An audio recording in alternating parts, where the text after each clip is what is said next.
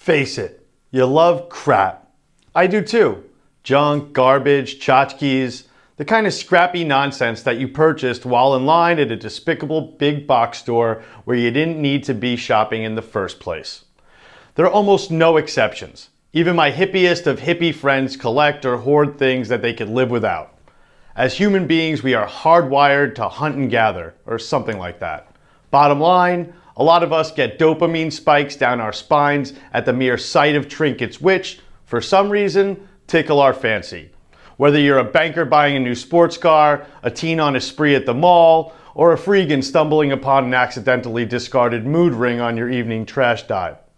There's nothing wrong with having such materialistic instincts. What's important, I think, is how you steer and focus them. My last intention is to lambaste people who know the mall holiday hours and start dates by heart, especially around the holidays, in one of our shopping guides, for Christ's sakes. But my God, as a society, we're basically just piling on landfills at this point. I'm part of the problem myself, and while on a trip to a suburban mall last weekend, I became something between sad and sickened by the popularity of merchandise with poop emojis. In a frontrunner for Metaphor of the Year, people are literally stuffing giant socks with mugs, socks, and frisbees that are branded with poop memes. And they're wrapping all of it in paper that will be immediately stuffed into a Glad bag. Though I'm fairly frugal and live somewhat modestly, I am personally guilty of being wasteful.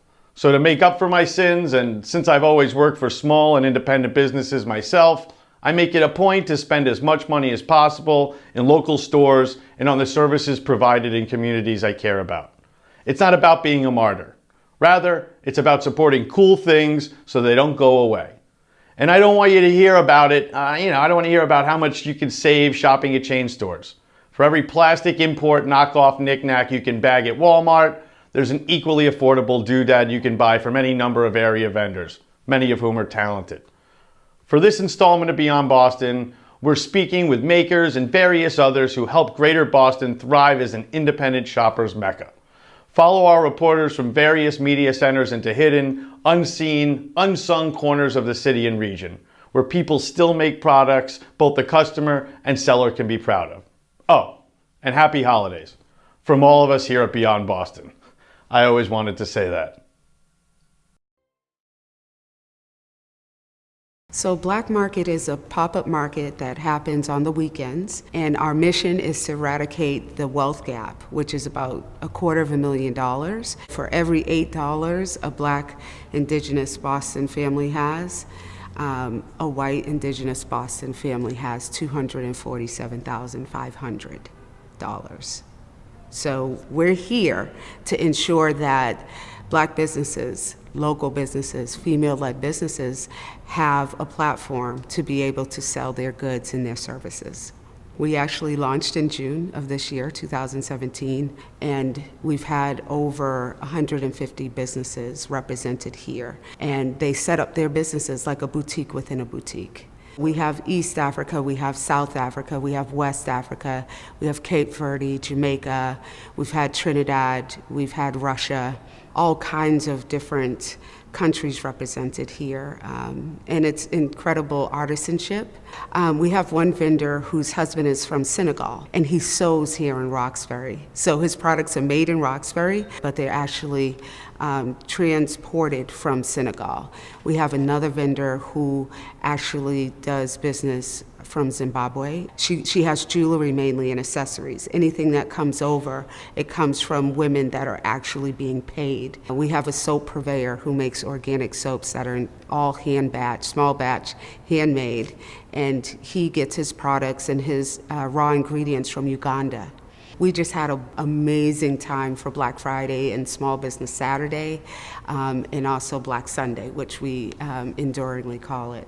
We were able to generate over $50,000 of revenue for small businesses in 3 days.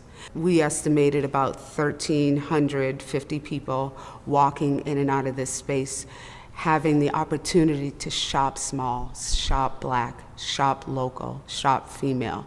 And they literally made a decision to not go to the mall, but to bring their money to Dudley Square in Roxbury. It was very special. I think that there is a real movement around shopping local. And Black Market is kind of the hotbed for that. Dudley Square in particular has been deemed an arts and culture district by the state of Massachusetts. So we're filling a gap in that area, and we're very proud to say that, most of our vendors are artists. Our first mission is to eradicate that wealth gap that I mentioned, and Boston is #1 in wealth inequality in the country. But our second purpose is to really lend that platform for arts and culture. There's a lot of innovation going on here, in particular with Black artists who don't have a lot of platforms to make and create, and also showcase and sell. So it's important that we do both, and that we do both excellently. Dudley is kind of our anchor, and we're here to really reignite the creative economy, which is so necessary. There are 8 storefronts that are empty. There's such a loss of vibrancy. This used to be a destination, Shop Dudley. It was a place where you could get your goods. You would come here on a Saturday, and it would be bustling. Dudley Square was second to only downtown Boston. So, it's struggling. It's struggling with its identity. It's struggling to remember its roots. And I think the great thing about Black Market is we have the ancestral kind of vibe going on when it comes down to what was here before us that lent the spirit of Afrocentricity and commerce within the community. And those places were the Ujima Mart. Those places were a Nubian Ocean. Those places were International Roots. And so we're kind of taking on the mantle and continuing the legacy for the next generation. And welcome back to What's New Massachusetts. Joining me is Osa Schwab. Hi, Osa. Hey, Sam. So you're part of Malden Creates, and also you have this great pop-up shop called Malden Pops Up. Correct. Malden Pops Up Gallery Gift Shop and Performance Series is an initiative that is part of the Malden Pops Up program, and we're running from November 16th to December 24th, selling all kinds of handmade items and fine art, as well as offering a performance series. So, how did this come about? It came about by a spontaneous email from an artist last year when she noticed a commercial space was available, and she said, "What if we could have a gallery here?" And so, after a series of phone calls and drumming up some excitement, we, in about 9 days, gathered artists and set up a place for 11 days. It's getting a major buzz. I mean, since it happened kind of out of the blue last year, and this year there's so much more happening this year. Mm-hmm.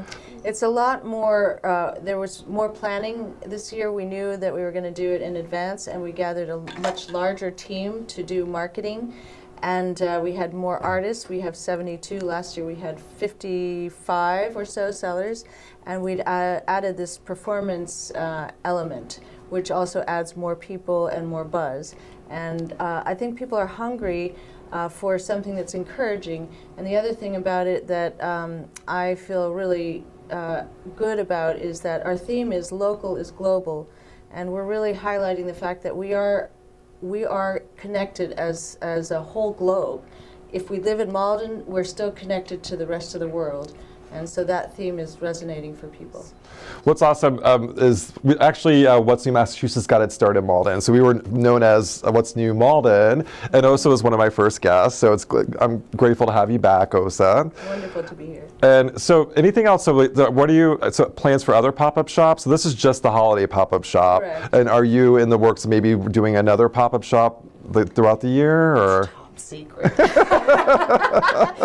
I mean, I am scheming some things. I have a lot of ideas, and there's a lot of excitement about this notion of a pop-up because it allows you to utilize spaces that are not being used, empty storefronts, and also it's less costly and it surprises people. And I think people really enjoy that sense of surprise. What's going to be here? And oh, this is different. And I didn't expect this. And I think that encourages people. So it's located on Granite Street? This is 480 Main. Oh, Main, which is, okay. Adjacent to a nice apartment complex, Halsted, Maplewood Square. Okay. And I do want to say a big thank you to the DSF Advisory Group for allowing us to use the space, and also the City of Malden for supporting it in a variety of ways. Awesome. So if they wanted to find out more information, is there a website? Absolutely. There's a website, there's a Facebook page, and Instagram and Twitter. Look up maldencreates.com/MaldenPopsUp. And any of the social media, just look up Malden Pops Up and you'll find a great buzz, and also the event calendar. I'm not looking for perfection, just a connection, ever true. Ooh, sweet as sugar rain and yellow as the sun as it surrenders to the moon. Ooh, ooh, ooh, ooh, call me crazy, I'm just a little too old for that game. Searching for someone to love in a crowd on a subway train. Give me a friendly face and a warm embrace. Don't need no fancy things. Just tug my heartstrings. I'm not looking for the answers. I'm just a dancing around with a broom. Ooh, waiting on you to enter the room and dance a tango meant for two. Every November, local Brookline businesses come together to throw the town's annual winter festival, First Light Brookline. This event allows business owners a chance to engage the community in fun activities. To find out more about this event, we spoke to some participating business owners, including two of the festival's organizers, Chobi Hoy and David Lashinsky. First Light Brookline is a celebration that happens usually in November, sometime after Thanksgiving, and it's in the business districts of Brookline. All kinds of things are going on, magicians and clowns and lectures and music. It's a way of getting together in a celebratory mode. It emphasizes the businesses as well. I think it's extremely important for businesses to be involved in the town. My business has been in Brookline in its present incarnation. It's been here at this office since 1990. I live in Brookline, and real estate is a very local kind of business. And I've been involved with Brookline since we moved here and my children started in the schools. My involvement in the town is because it's my town, and I think it's important for people to participate in wherever they are. It's a wonderful town to do business in, or to live in, or to anything. Brookline is just a marvelous community. At local toy store Henry Bears Park, children and their parents enjoyed an evening of craft making. We're doing a lantern activity where kids get to paint their own lantern, draw on it, add stickers, and then we use little glow sticks and we put them inside and they can carry them around and light up the whole city. We've done a lot of crafting activities. We think crafts bring people together. It's nice and meditative, just kind of relaxes you make something beautiful. Next, we visited Art with Amy. Making zines, which are little booklets, and people have been coming in and markering up and cutting and stamping and writing stories. We passed recipes into clay. Yep, we did clay. We do after-school art classes, workshops, vacation classes, an adult workshop in the evening, all a bunch of stuff. We also spoke with David Lashinsky, one of the organizers of First Light Brookline. He shares his thoughts on the event and his experiences as a local business owner. My name is David Lashinsky. I'm the owner and operator of Eureka Puzzles. Eureka Puzzles is a game and puzzle store. We've now been in business for about 14 years. Eureka is a store that has over 4,000 items, all of which are designed to make people think and have fun. For a small store to stay afloat in today's market is pretty challenging. You need to be able to create much more of a community dynamic or community environment. I wound up getting involved with an organization called the Coolidge Corner Merchants Association to help promote the area coordinate activities, and in effect to excite customers with festivals, events, and activities to help entice them into this area so they could continue to shop. So Brookline has a festival called First Light where people are able to come out and enjoy the ambiance at the very beginning of the holiday season. It helps to remind them that we in fact exist and that we are fun people to work with, and we have a lot of merchandise and other kinds of services that definitely pertain to their interests. The First Light event not only is a festival for people to come, but also where they get a chance to walk home with a goodie, they have a good time, and it's yet another reason to come out and for the merchants themselves to work with each other and talk and communicate and help to reestablish an area as a community or even a village feel. There's many benefits to having and supporting locally owned shops within communities. One very much is their ability to connect with the schools and the charities and things that are important to the community to make a difference. Two is that it helps maintain the diversity in any community center or any city center. Supporting a small business, it helps maintain the environment itself, that has elements which are important to you as a customer and to the community. For Brookline Interactive Group, this is Shannon Ortali.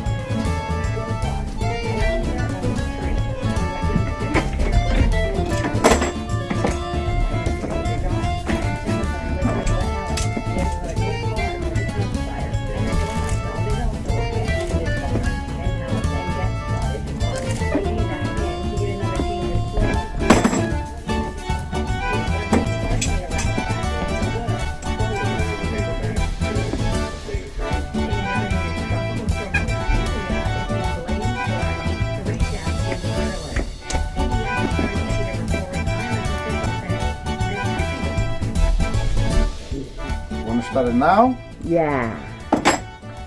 My name is Christos Soilas, S-O-I-L-L-I-S. Did you almost forget? I almost forget to spell it. Christos, you're from Greece. Yes, I'm from Sparta. Oh. Yeah. Strong man. Be careful. Be careful, Christine. Are you going to retire in Spartus? No, I never retire. I will die here. I love what I'm doing. I'm here from 1963. My wife was here. So I met my wife in Greece. I married there and I came here. And because I don't have any college education, I don't speak English. I don't know the machines because anything we did in the old country, we make shoes by hand. Ooh. So this guy speak Greek. He was Greek. Felix was Greek. And the only way I can learn the machines or to start to understand English, to working with somebody speak English and Greek. That really Felix started 1909. What do you call a shoe repair guy? What do you call that? Cobbler. Cobbler. Yeah. So shoemaker is the one he knows how he's gonna make his shoes. In Greece, were you a cobbler? In Greece, I grew up very, very poor in a small village outside in Sparta. And what I did, my father was here from 1907 to 1919. And he came back with a pretty good money, but the poor guy, he put in the bank, in the depression, he lost everything. Here or there? There. there. Okay. So I grew up that poor. You cannot even think how poor I grew up. So the only way when I finished a grammar school with one book and one small pencil like that for 6 years. So you figure out how good education you get. July or the end of July or August 2nd, something like that, I left the village and I walked from the village 3.5 hours walk just on a small bag with my mother making a loom. You know what loom is, right? Yes, for weaving. Right. She make that small bag, lily bread, small piece of cheese, and goodbye. See you later. And I work 3.5 hours and I find a shoemaker. But in my mind, I wanted to be a tailor because I never have a clothes. And I said, someday I'm gonna be a tailor. I'm gonna make a suit. I'm gonna dress up nice. You know, a kid from the village has his dreams, whatever you can call, good or bad. How do you like Harvard Square? Again, I don't see too many places. My life, it was, I didn't travel, but for me, the way I can ask to understand, to judge Harvard Square, I see like one of the best places in the world. You can see so many different people, a good people. First thing, Harvard Square, if you are good and if you want to work, it give you life. Doesn't matter what. Doesn't matter what you do, as long as you honest and you're gonna working hard. Be honest, you'll make it. The way that they make shoes today, is it easy or hard to fix shoes? I mean, they make shoes such poor quality, or Yes, do they? Very poor. The worst, I think every day worse and worse. The shoes what they made, they use a plastic, empty, look.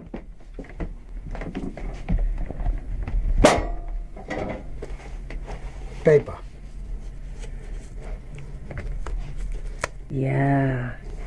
Yeah. This business is going, that's it. Nobody gonna do this business. The problem we have. No, it's sad. No. Once you're out of here, this'll be it. Exactly.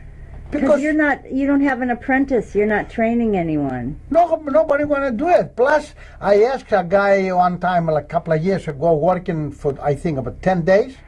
And then he wanted to pay him $20 an hour. I said, wait a minute, I'm here 6 days, I put 70, 75 hours here. And sometime on the week, especially the summertime, I'm go home less than $200. Less than $3 an hour. How can I pay you $20 an hour? When I bought the shop, I was 7 days a week down the basement. I designed sandals, I designed this, I did that.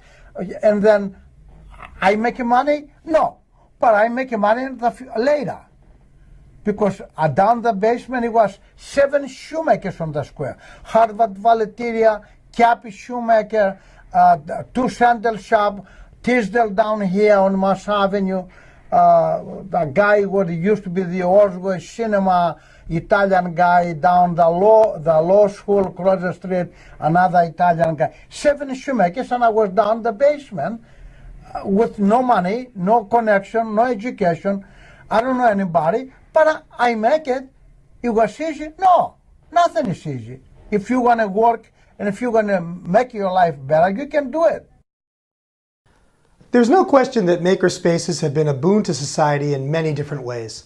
Described by the famed Somerville nonprofit Makerspace Artisans Asylum as, quote, community centers with tools, these logical outgrowths of hacker culture and the older crafter culture, amateur radio culture, and the cultures around magazines like Popular Electronics and Popular Mechanics have grown to become a significant social force in the last decade, particularly in places like the Boston area that have lots of colleges producing lots of engineers, scientists, and artists.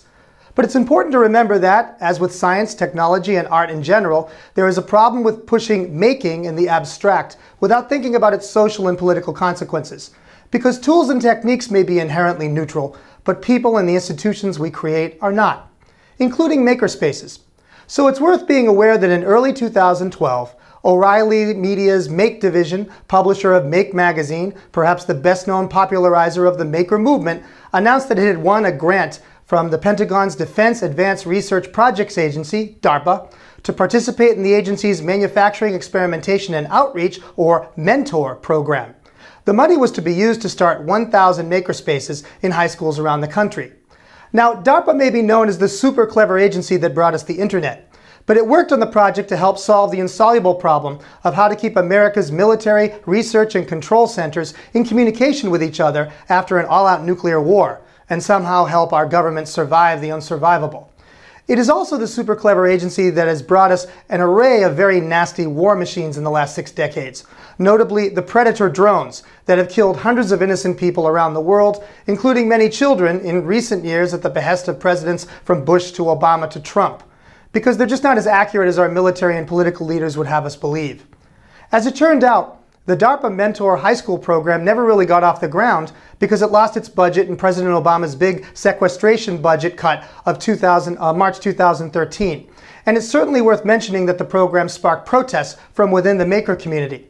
But DARPA continues to participate in a variety of science and technology events aimed at high school kids, notably the young robotics crowd that overlaps with makerspaces. And DARPA is also aiming events squarely at makerspaces, and some makerspaces are definitely participating. For example, according to the DARPA website, this November the agency held the DARPA Bay Area Software Defined Radio SDR Hackfest at NASA Ames Conference Center in Moffett Field, California.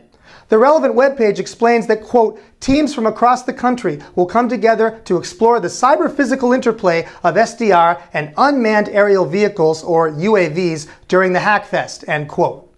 Unmanned aerial vehicles is another term for drones. 2 of the 8 teams invited to participate, along with teams from military contractors like Raytheon, were the Fat Cat Flyers from Fat Cat Fab Lab, a volunteer-run makerspace in New York City, and Team Flyby SDR from Hacker Dojo, a nonprofit community of hackers and startups in Silicon Valley, which is also a makerspace. Whatever you and the viewing audience think about the Pentagon in particular, and the American military in general, we can all agree that there are moral, ethical, social, and political questions that must be asked in a democratic society about the intersection of maker culture and makerspaces with those institutions.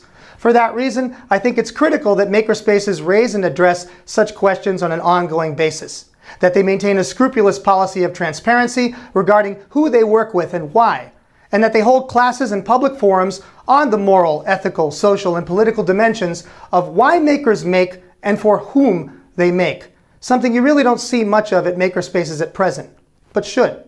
On that rather somber note, on behalf of the entire Beyond Boston team, I send you our best wishes for the holidays, peace on earth, and goodwill toward all. For Beyond Boston, I'm Jason Pramas.